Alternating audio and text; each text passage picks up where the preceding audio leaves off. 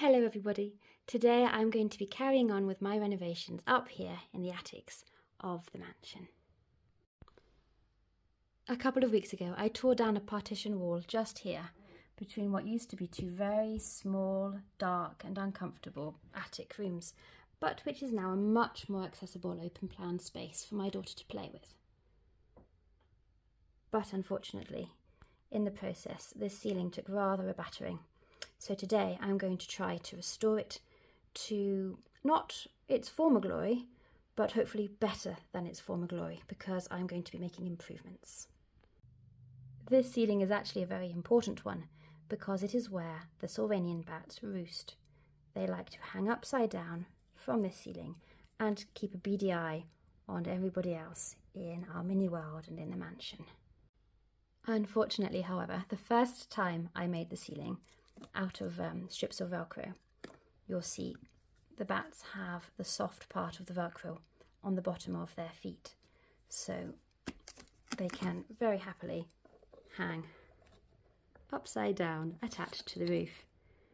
But I used the wrong kind of Velcro. Here you see the iron-on kind of Velcro. Instead of this sew-on kind of Velcro, there is a shiny slippy layer on the back here which did not work at all well with the glue gun, and so over time, with the bats being pulled on and off and on and off, this glue was weakened until finally the Velcro was just hanging off the ceiling. So I knew I had to redo it anyway. For this second attempt, I have ordered a different colour of sew-on Velcro, which I hope will make the bat's feet stand out better in contrast to the ceiling, and I think it will also look more in keeping with the ceiling rather than the black. And I will not be using the glue gun. I will be attempting to use a strong liquid glue in the hopes that that actually holds it better and is more resistant to my daughter's tugging. We will see. So time to start.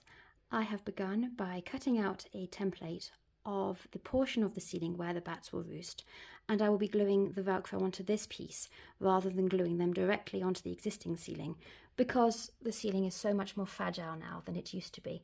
I want to reinforce it a little, and I hope that this extra layer of cardboard will make it a lot stronger and will help to support the entire structure.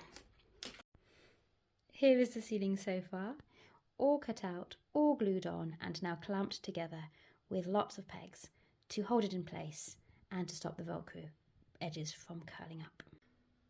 Now the whole thing has been stuck to the ceiling.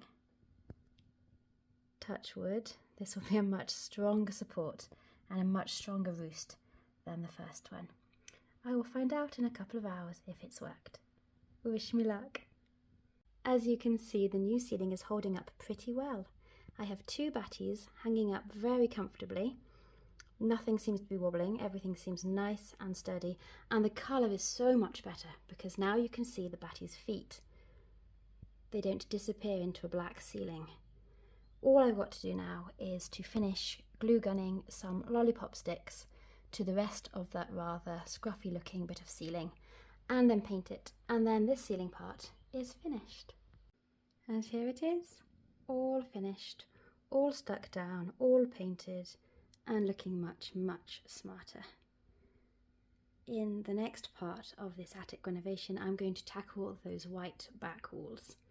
I'm going to render them with cotton wool and make them look an awful lot more rustic and an awful lot less like pieces of white paper just stuck down. I'll see you then. Thank you very much for watching. Goodbye.